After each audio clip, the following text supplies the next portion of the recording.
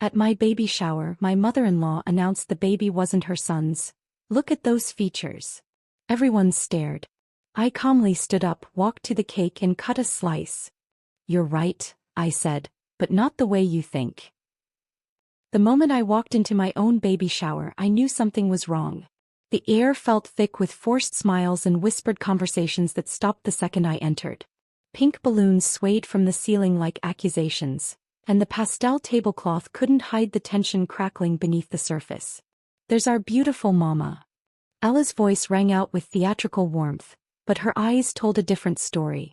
My mother-in-law rushed toward me with arms outstretched, her embrace feeling more like a cage than comfort. Over her shoulder, I caught Aria's smirk. Andrew's sister had positioned herself near the gift table like a sentinel guarding secrets. The decorations screamed of Ella's control. Every ribbon, every flower arrangement, every carefully placed photo frame bore her signature touch. This wasn't my celebration, it was her stage. I had asked for simple yellow decorations, neutral and cheerful. Instead, the room exploded in aggressive pink, as if she was already deciding my child's identity before they took their first breath. We picked the most beautiful cake flavor, Penelope chimed in, Andrew's cousin appearing at my elbow with predatory timing. Vanilla with strawberry filling, Ella's favorite. Not mine. Never mine. But I smiled anyway, my hand instinctively moving to my belly where my 7-month-old baby kicked in response to my rising pulse. Before we go on, thank you for being here with me. If you believe in standing up to family bullies, please subscribe. It's free and helps us grow stronger together. Now let's see how this unfolded. The guest list revealed another layer of their manipulation. Ella had invited her bridge club, women I barely knew who studied me with the intensity of forensic investigators. Mrs. Henderson from down the street kept glancing between my face and my stomach, her forehead creased with confusion. Even my own friends seemed outnumbered, scattered among strangers who had no business celebrating my child. Sit here, dear, Ella commanded, guiding me to a throne-like chair decorated with more pink ribbons. We want everyone to get a good look at you. The phrasing sent ice through my veins. Not, see you, but look at you, like I was an exhibit in their twisted museum. Andrew hovered near the kitchen doorway, his phone clutched in his palm like a lifeline. 3 weeks ago he would have been beside me, his hand protective on my shoulder. Now he avoided eye contact, checking his messages with nervous frequency. When I tried to catch his attention, he looked through me as if I were made of glass. The games began with surgical precision. Pin the diaper on the baby became an exercise in anatomical scrutiny. Look how perfectly round her belly is, commented Mrs. Peterson, one of Ella's friends. Almost too perfect, wouldn't you say? The words hung in the air like smoke, and I watched several guests shift uncomfortably. Aria orchestrated the gift opening with military efficiency, her manicured nails clicking against her clipboard as she recorded each present. Oh, how lovely, she cooed over a blue onesie from my college roommate Sarah. Though I wonder if we should exchange it for something more appropriate. Her pause before appropriate felt deliberate, calculated. During the guessing games about my pregnancy cravings and symptoms, I noticed Penelope taking notes. Actual notes. Her pen moved across a small notepad with the dedication of a court reporter. When I asked about it with forced lightness, she laughed too loudly. Just making sure we remember everything for the baby book. The whispers grew bolder as the afternoon progressed. I excused myself to use the restroom and caught fragments of conversation floating from the kitchen. Doesn't look right. Timing seems off. Poor Andrew has no idea. Their voices cut through the thin walls like surgical instruments, precise and devastating. Returning to the living room, I found Ella studying the ultrasound photos I had brought to share. She held one close to her face, squinting with exaggerated concentration. Such an interesting profile, she announced to no one in particular. The nose is so distinctive. Her voice carried across the room like a stone dropped in still water, creating ripples of uncomfortable silence. My own mother sat rigidly on the couch, her usual warmth replaced by defensive tension. She knew something was happening but couldn't identify the threat. Her eyes found mine across the room, and I saw her confusion mixed with protective anger. But I shook my head almost imperceptibly. Not yet. The cake cutting approached like an execution. Ella positioned herself beside the dessert table, her smile sharpening with each passing minute. The pink frosting roses seemed to mock me, their artificial perfection matching the false celebration surrounding my unborn child. "Before we cut the cake," Ella announced, her voice suddenly commanding the room's attention, "I think we should take a moment to really look at our guest of honor." Her emphasis on look made my skin crawl. Every head turned toward me and I felt the weight of their collective gaze like physical pressure. I remained seated in my decorated throne, my hands folded over my belly, watching my mother-in-law's performance with detached fascination. She was about to make her move, the one I had been preparing for since I discovered their plan 3 weeks ago. The room held its breath and I held mine, ready for the moment that would change everything. The cake knife gleamed in Ella's hand like a promise of things to come. 3 weeks before that cake knife gleamed in Ella's hand, I discovered their conspiracy purely by accident. Sleep had become elusive in my 3rd trimester, and the baby's midnight gymnastics routine had driven me downstairs for warm milk. That's when I heard Ella's voice drifting through the kitchen window. Sharp, urgent, calculating.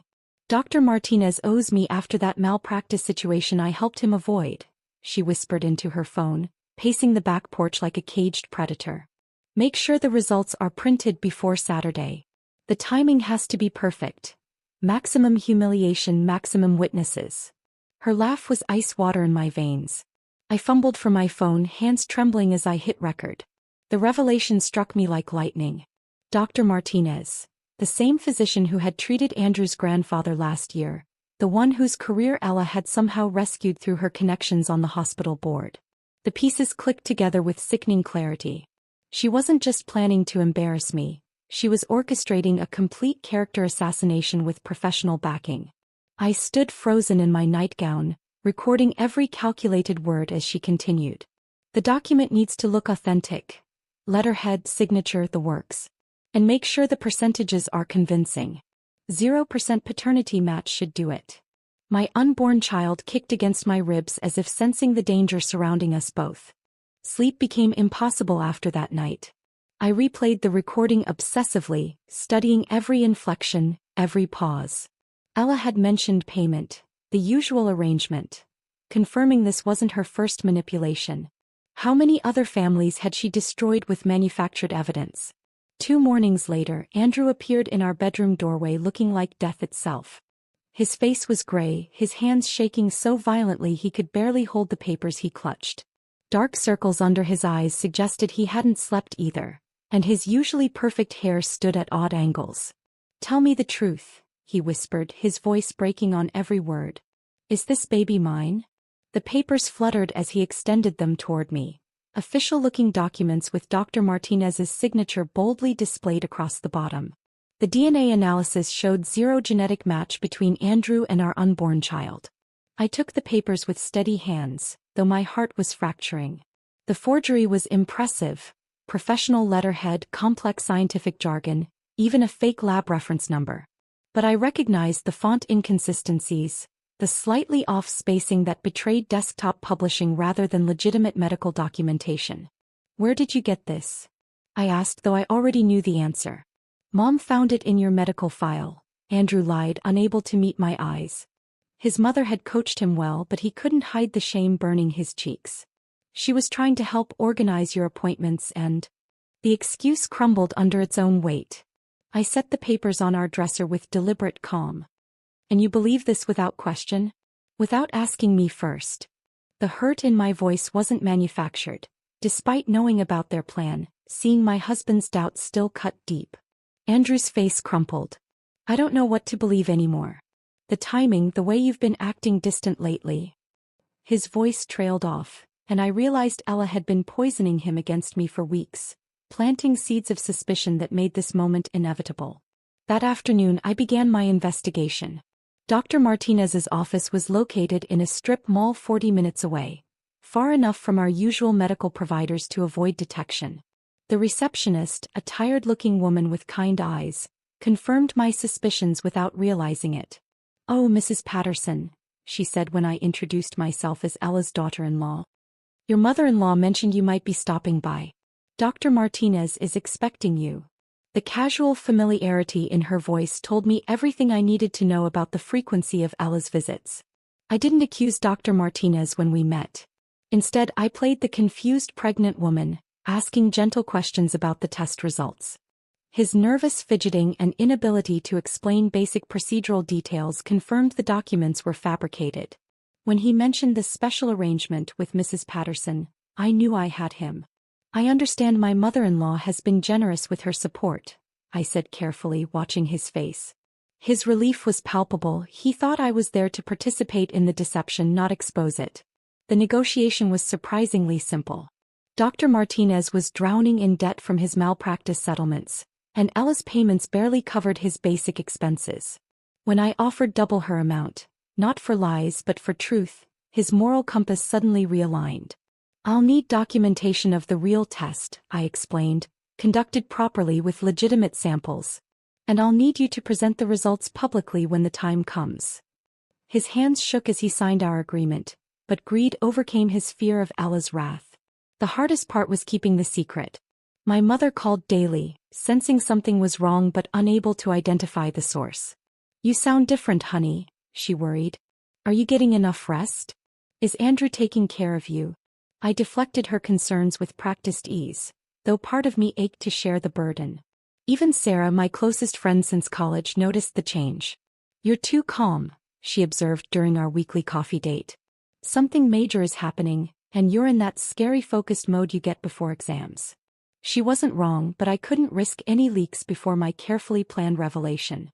The guest list became my weapon. I researched each invitation carefully, balancing Ella's supporters with neutral observers and my own allies. Andrew's colleagues from his engineering firm would provide professional credibility. Our neighbors would ensure neighborhood-wide gossip.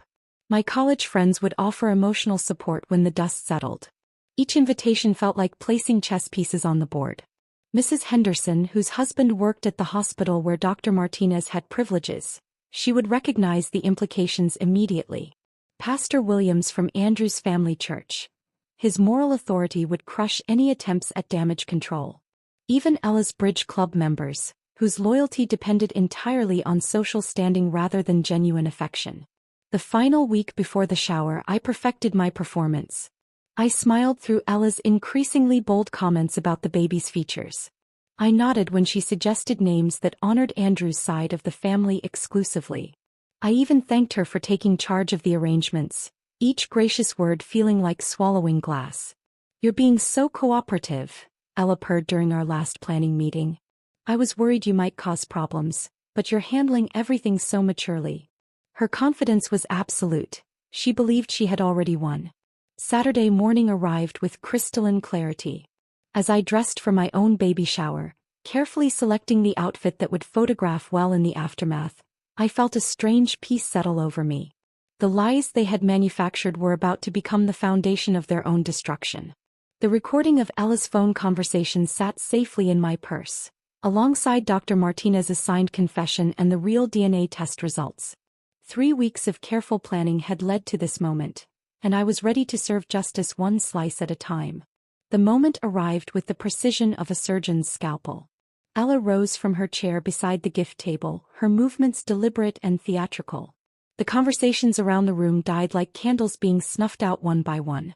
She smoothed her navy dress, adjusted her pearl necklace, and smiled with the confidence of someone who believed she held all the cards.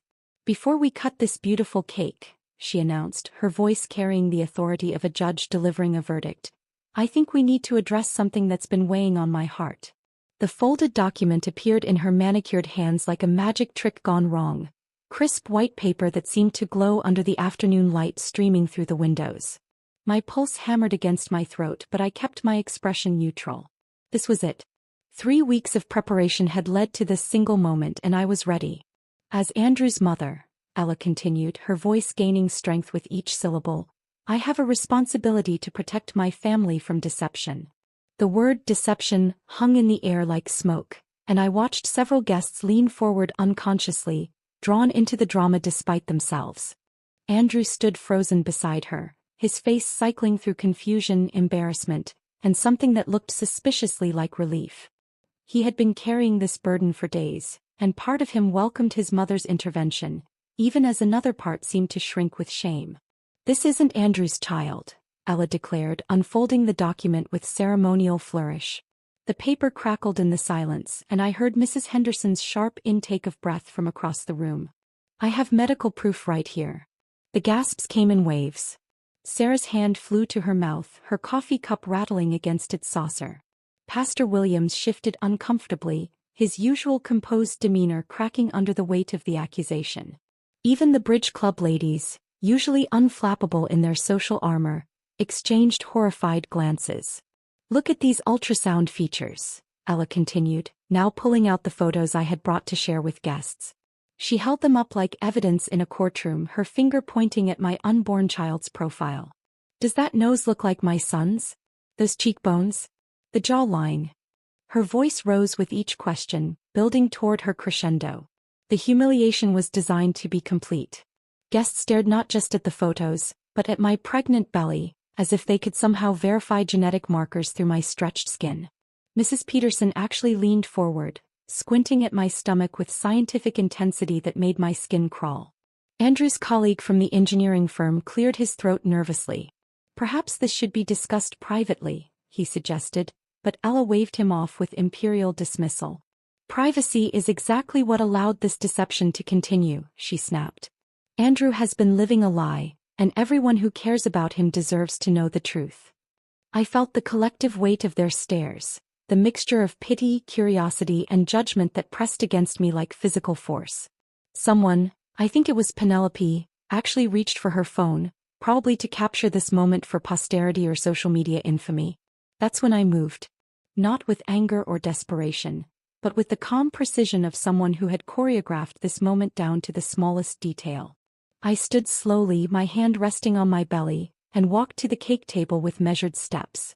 The pink frosting roses seemed to mock the sweetness of the occasion as I picked up the silver serving knife.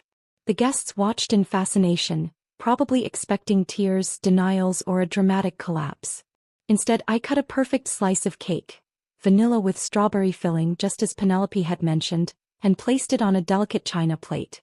I took a deliberate bite, savoring the artificial sweetness while Ella waited for my breakdown. The cake tasted like victory, though I kept that thought to myself. Chewing slowly, I let the silence stretch until it became uncomfortable for everyone except me.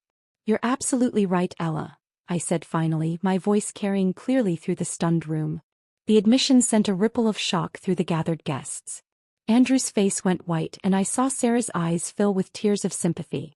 "But not in the way you think," I continued, setting down my fork with gentle precision. The addition caught everyone off guard. Ella's triumphant smile flickered with uncertainty for the first time. I turned toward the front entrance, where I knew my secret weapon waited patiently. "Dr. Martinez, would you please join us?" The name hit Ella like a physical blow. Her face transformed from victory to horror in the span of a heartbeat, the blood draining so rapidly I thought she might faint. Aria's wine glass slipped from her fingers, shattering against the hardwood floor in a cascade of red liquid that looked startlingly like blood. Dr. Martinez entered wearing his professional white coat, a manila folder clutched in his hands. His face was pale but determined, the look of a man who had finally chosen the right side of a moral divide. The guests turned toward him with the synchronization of a Greek chorus, their collective confusion palpable. "Ladies and gentlemen," he began, his voice shaking slightly but growing stronger with each word, "I need to make a confession. Mrs. Patterson approached me several weeks ago and paid me to falsify DNA test results." The admission hit the room like a grenade and I heard several people gasp audibly. Ella tried to speak, but only managed a strangled sound that might have been a word or simply a cry of panic. Her carefully constructed plan was collapsing in real time, and she could only watch helplessly as her weapon turned against her. "However," Dr. Martinez continued, opening his folder with professional ceremony, "I was recently contacted by someone who asked me to do something I should have done from the beginning, tell the truth." He pulled out an official-looking document, complete with laboratory seals and proper signatures. "I conducted a legitimate paternity test using proper samples and procedures," he announced, extending the paper toward Andrew, whose hands shook so violently he could barely accept it. "This child is 99.99% biologically his son." The second wave of gasps was sharper than the first, cutting through the air like broken glass. The truth hit different people at different speeds. I watched understanding dawn across faces like sunrise breaking over a landscape. Pastor William's eyebrows shot up toward his hairline. Mrs. Henderson's mouth fell open in perfect shock. Ella collapsed into her chair as if her strings had been cut, the fake DNA results fluttering from her nerveless fingers to the floor. Arya stood frozen beside the broken wine glass, her face a mask of disbelief and growing panic. Andrew stared at the real test results, his eyes moving back and forth across the page as if the numbers might change if he looked hard enough. When he finally raised his head to look at me, his face was a battlefield of emotions. Relief, shame, confusion, and something that might have been admiration. I took another bite of cake, savoring both the sweetness and the silence that followed Dr. Martinez's revelation. The pink frosting tasted like justice served at exactly the right temperature. The silence that followed Dr. Martinez's revelation stretched like a taut wire about to snap.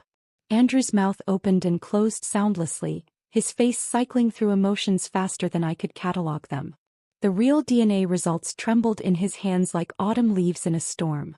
I didn't know what to believe, he finally stammered, his voice cracking on every syllable.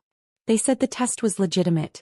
They showed me documentation, medical terminology I didn't understand. His eyes darted between me and his mother, searching for forgiveness from one and explanation from the other. I raised my hand, cutting through his rambling apology with surgical precision. The gesture commanded instant silence, even from the guests who had been whispering among themselves like a disturbed flock of birds. I know exactly what they showed you, Andrew, I said, my voice carrying the weight of 3 weeks' worth of suppressed fury. That's precisely why I waited. So everyone else could see their deception too. My words hung in the air like smoke from a controlled burn, spreading slowly but inevitably through the room. Ella sat motionless in her chair, her face wearing the blank expression of someone whose entire world had just imploded. The carefully applied makeup couldn't hide the gray pallor creeping across her skin, or the way her hands shook as reality settled over her like a burial shroud. But Arya wasn't ready to surrender. She launched herself forward with the desperation of a cornered animal, her manicured finger pointing accusingly at Dr. Martinez. She bribed him, she screamed, her voice shrill enough to make several guests wince. Can't you see what's happening here? She paid him to lie. The accusation might have landed differently in another context, but the crowd had witnessed too much truth in the past few minutes to be swayed by desperate deflection. Mrs. Henderson actually laughed, a short, bitter sound that cut through Arya's hysteria like a blade. The only liar in this room has been exposed, Pastor William said quietly, his moral authority settling over the gathering like a benediction. His words carried extra weight coming from someone who had known the family for decades, and I watched several of Ella's bridge club friends physically distance themselves from her chair. My mother rose from her seat, her face wet with tears I hadn't noticed her shedding. She crossed the room with purpose, wrapping her arms around me in a fierce embrace that smelled like her familiar perfume and righteous anger. I knew something was wrong, she whispered against my ear. I could feel it in my bones. The social dynamics in the room shifted like tectonic plates. Conversations that had been stilted and uncomfortable suddenly became animated as guests processed what they had witnessed. Andrew's colleagues clustered together, their professional faces unable to hide their shock at his family's behavior. The neighbors who had been studying me with suspicious curiosity now regarded Ella and Arya with open disgust. I stepped away from my mother's embrace and addressed the room with the calm authority of someone who had orchestrated this moment down to the smallest detail. This isn't just about DNA, I began, my voice carrying to every corner of the living room. This is about erasure. About a family that didn't want this baby, didn't want me, and wanted to rewrite their son's life according to their own preferences. Sarah stood up from her chair near the window, her eyes blazing with protective fury. How could you do this to someone carrying your grandchild? She demanded, directing her question at Ella like an arrow finding its target. What kind of person destroys a pregnant woman for sport? A few guests began to applaud, tentative at first, then with growing conviction. Mrs. Peterson from down the street actually started crying, her emotional response spreading through the room like a contagion of empathy. The sound of genuine support felt foreign after weeks of isolation and doubt. Ella finally found her voice, but it came out as a whisper that barely carried beyond her immediate vicinity. I was protecting my son, she said, the words sounding hollow even to her own ears. I thought. I believed. You believed what you wanted to believe, I interrupted, my patience for her explanations finally exhausted. And you were willing to destroy lives to make that belief reality. Andrew stood frozen in the center of the chaos, still clutching the real test results like a life preserver. When he finally looked at me, his eyes held a mixture of shame, gratitude, and something that might have been respect. He opened his mouth as if to speak, then closed it again, understanding instinctively that words would only make things worse. The party dissolved with the efficiency of salt and water. Guests gathered their purses and made their excuses, most avoiding eye contact with Ella and Arya entirely. Dr. Martinez slipped out quietly, his professional obligation fulfilled and his conscience finally clear. Within 20 minutes, the room that had been filled with laughter and conversation stood nearly empty. Andrew moved like a sleepwalker, collecting my coat from the bedroom and my purse from the kitchen counter. He didn't speak, didn't try to explain or apologize further. He simply picked up my overnight bag, the one I had packed that morning with quiet confidence, and followed me toward the front door. Where are you going? Ella called out, her voice breaking on the last word. But neither Andrew nor I turned around. Some bridges, once burned, leave nothing but ash behind. The drive home passed in complete silence. Andrew gripped the steering wheel with white knuckles while I stared out the passenger window, watching the familiar neighborhoods scroll past like scenes from someone else's life. The weight of vindication felt heavier than I had expected. Satisfaction mixed with exhaustion and the strange emptiness that follows a perfectly executed plan. That night, Andrew made his bed on our living room couch without being asked. I heard him moving around in the darkness, adjusting pillows and settling into what would become his sleeping arrangement for the next 5 months. The gesture spoke louder than any apology could have. Acknowledgement of betrayal, acceptance of consequences, and the beginning of whatever came next. The house phone started ringing the next morning and didn't stop for 3 days. Ella's desperate attempts to reach us went unanswered, her voicemails growing increasingly frantic as the reality of her social exile became clear. Arya tried texting, then calling from different numbers, each message more pathetic than the last. 2 weeks later, I watched from my kitchen window as Ella's car pulled into our driveway. She sat behind the wheel for 10 minutes, gathering courage that never came. The bouquet of yellow roses on her passenger seat remained untouched as she finally drove away, understanding that some doors once closed never open again. Watching Ella drive away that morning marked the beginning of their social death. The yellow roses she left behind wilted on her passenger seat, visible through the windshield like a funeral arrangement for her own reputation. Within hours, the story had spread through our neighborhood with the efficiency of wildfire in drought season. Mrs. Henderson was the first messenger, appearing at my doorstep that afternoon with a casserole and eyes bright with righteous indignation. "The nerve of that woman," she declared, setting the dish on my kitchen counter with more force than necessary. "Trying to destroy a pregnant girl with lies. In my day we had words for people like that." The grocery store became a battlefield of averted gazes and whispered conversations. I watched from the produce section as Ella attempted her usual shopping routine, only to find herself isolated in every aisle. The checkout girl, normally chatty with regular customers, processed Ella's items in stone-cold silence. Even the bag boy avoided eye contact, his teenage awkwardness amplified by the social toxicity surrounding her. Sarah called me that evening, breathless with updates from her own reconnaissance mission. "I saw Arya at the post office today," she reported, her voice crackling with satisfaction. "She was mailing boxes. Big ones. I think she's already packing to leave." The confirmation arrived 3 days later when a moving truck appeared in their driveway, its presence as final as a tombstone. The neighborhood book club meetings continued without Ella for the first time in 15 years. Mrs. Peterson mentioned it casually during our fence line conversation about garden sprinklers. "We decided to focus on authors who understand loyalty," she said pointedly, her pruning shears clicking with each word. "Ella's input is no longer welcome." Even the mailman treated their house differently. I noticed him leaving packages on their doorstep instead of ringing the bell, his usual friendly waves reserved exclusively for other residents. The silent boycott had extended to the most basic social courtesies, creating an invisible quarantine around their family. Andrew's transformation began in the kitchen at 4 o'clock on a Tuesday morning. I found him standing at the stove, scrambling eggs with methodical precision, his hair still messy from the couch pillow. He didn't speak when I entered, just slid the plate across the counter and retreated to fold his blankets with military neatness. The doctor's appointments became his pilgrimage route. He appeared in the waiting room 20 minutes early for every visit, armed with notebooks full of questions he had researched online. During one ultrasound session, I caught him wiping tears when the technician pointed out our baby's perfectly formed fingers. His emotion was raw, unguarded. The grief of a man who had almost lost everything through his own weakness. His acts of service arrived without announcement or expectation. Fresh flowers appeared on the kitchen table every Thursday. My car's gas tank stayed mysteriously full. The baby's nursery transformed room by room as he painted walls, assembled furniture and installed safety features with obsessive attention to detail. Some days I let him sleep upstairs.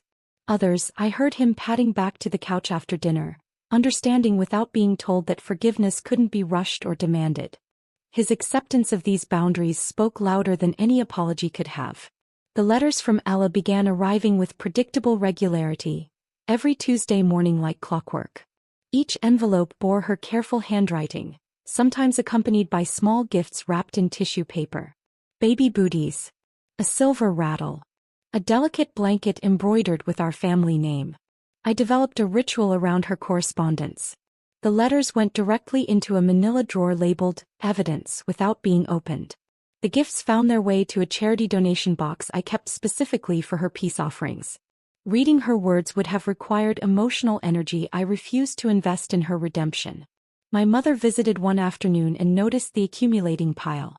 "Aren't you curious what she's saying?" she asked, fingering one particularly thick envelope with obvious interest. "I know exactly what she's saying," I replied, sliding the drawer closed with finality. "The same thing every guilty person says when the consequences arrive. That she's sorry, that she was protecting her family, that she never meant for things to go this far." My mother nodded, understanding that some bridges burned too completely for repair. Aria's departure happened with the stealth of a guilty conscience. No goodbye parties, no farewell dinners with neighbors. Just the gradual emptying of her apartment and the eventual appearance of a "for rent" sign in her window. Mrs. Henderson reported seeing her loading boxes into a rental car at dawn, her usual designer clothes replaced by worn jeans and a baseball cap pulled low over her eyes. The silence from that side of the family became its own form of communication. No more holiday invitations, no more casual drop-ins, no more attempts to insert themselves into our lives. Their absence created space for my own family to breathe and grow without the toxic undercurrent that had poisoned every gathering for years. My baby arrived on a crisp October morning, his entrance into the world marked by the complete silence of Andrew's family. No congratulatory flowers, no excited phone calls, no requests to visit the hospital. The absence felt cleaner than any forced reconciliation could have. That first night home, I sat in the nursery rocking chair with my son pressed against my chest, his tiny fingers wrapped around mine with instinctive trust. The room Andrew had prepared glowed softly in the lamplight, every corner filled with love that had been earned through action rather than demanded through blood relation. "You were always mine," I whispered against his downy hair, inhaling the sweet newborn scent that seemed to erase every moment of doubt I had endured. "From the first flutter in my stomach to this very second, you were never in question. Not in my heart. Not in my soul." He yawned in response, his perfect lips forming a tiny circle that made my chest tight with overwhelming love. His features, the ones Ella had scrutinized and questioned, belonged entirely to our family, carrying traces of both his father and me in the delicate architecture of his face. Andrew appeared in the doorway, hesitant to intrude but drawn by the soft sound of my voice. I met his eyes across the dimly lit room and saw the question there, the hope mixed with uncertainty. For the first time in months, I nodded toward the empty chair beside me. "Come meet your son properly," I said, my voice soft enough not to wake the baby but firm enough to signal the beginning of something new. Andrew settled into the chair beside me with the careful movements of someone who understood that forgiveness was a privilege, not a right. In the soft nursery light, his face carried lines that hadn't been there 6 months ago, evidence of sleepless nights spent not just on our couch, but wrestling with the weight of his choices. Our son stirred in my arms, his tiny fist uncurling to reveal perfect miniature fingernails that caught the lamplight like tiny pearls. Andrew reached out tentatively, then pulled his hand back, still uncertain of his boundaries even in this moment of tentative reconciliation. "It's okay," I whispered, shifting slightly so he could see our baby's face more clearly. "He's yours too." The words hung between us like a bridge spanning months of separation and mistrust. Andrew's breath caught as he extended one finger, allowing our son to wrap his impossibly small hand around it with the instinctive grip that babies are born knowing. "I keep thinking about that day," Andrew said, his voice barely audible above the white noise machine humming in the corner. "The way you stood up, so calm, so sure of yourself. I've never seen strength like that before." His eyes met mine, swimming with emotion he had been too proud or too ashamed to express before. I thought about strength then, how I had discovered mine not in the moment of confrontation, but in the weeks of preparation leading up to it. The real power hadn't been in exposing Ella's lies, but in refusing to let her narrative become my reality. "Strength isn't about fighting," I said softly, adjusting our son's blanket. "Sometimes it's about knowing exactly when not to fight. Letting your enemies destroy themselves while you protect what matters." The baby shower had become a watershed moment in ways I was still discovering. People revealed their true characters under pressure, and I had catalogued every reaction with the precision of a scientist studying human behavior. Jennifer from my yoga class had been one of the worst offenders. When Ella made her accusation, Jennifer had actually nodded in agreement, her face twisting with the satisfaction of someone who had always secretly resented my happiness. She tried to call the week after our son was born, probably hoping to rehabilitate herself through association with our joy. I let her voicemail go unanswered, filing her name in my mental folder labeled Fair Weather Friends. But there had been unexpected allies too. Pastor Williams had stopped by personally to congratulate us, bringing a handmade quilt from the church ladies and a quiet apology for any member of his congregation who had doubted my character. "True faith," he said, "means believing in people's goodness until proven otherwise. Some folks forgot that lesson." Mrs. Peterson surprised me most of all. The elderly neighbor I had always considered judgmental appeared at my door 3 weeks after the shower with a casserole and a fierce declaration, "Any woman who can handle herself like you did has my respect. That mother-in-law of yours got exactly what she deserved." The lesson crystallized slowly, like sugar forming perfect crystals in a solution. Power wasn't about who could scream loudest or strike hardest. It was about who could remain standing when the storm passed, and more importantly who chose to use their position to protect rather than destroy. Andrew learned this the hard way. 5 months of sleeping on our couch, 5 months of earning trust through actions instead of demanding it through explanations, had taught him that some betrayals cut deeper than others. The doubt he had shown, not just in me but in our unborn child, had carved a scar that would never fully heal. "I don't know if I can ever deserve this," he said now, watching our son's chest rise and fall with the steady rhythm of new life. The admission was raw, honest, carrying none of the defensive justification that had characterized his early attempts at reconciliation. "That's not your decision to make," I replied, the words carrying more weight than their simple construction suggested. "Deserving isn't something you calculate or earn through suffering. It's something I choose to give or withhold." The power dynamic had shifted permanently and we both understood it. He nodded silently, accepting the new terms of our relationship with the humility of someone who had learned the cost of taking love for granted. This wasn't the marriage we had started with, built on easy affection and unquestioned trust. This was something harder one and potentially more durable, forged in the fire of betrayal and reconstruction. Ella's absence had become its own presence in our lives. Her letters stopped arriving sometime around our son's 2nd month, though I never paid close enough attention to note the exact date. The silence felt clean, like a wound finally healing without infection. I didn't wonder what she was thinking or feeling because frankly it no longer mattered.